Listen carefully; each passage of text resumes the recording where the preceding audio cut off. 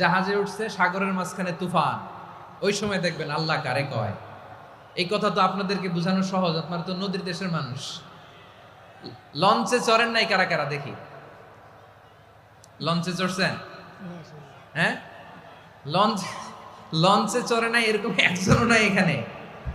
আচ্ছা, লঞ্চে উঠছেন কে কে দেখি? মাশাআল্লাহ, মাশাআল্লাহ, মাশাআল্লাহ। ঠিক আছে, আপনাদের বোঝানো সহজ।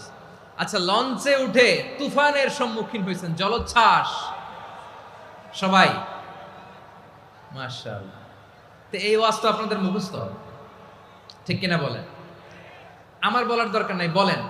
মাঝ নদী, তুফান, জলোচ্ছ্বাস, জলের মধ্যে উচ্ছ্বাস, ঢেউ, টর্নেডো, সাইক্লোন, মেঘের ঘনঘটা, পরিবেশ ঘুটঘুটে অন্ধকার, লঞ্চ একবার এদিকে আরেকবার ওইদিকে।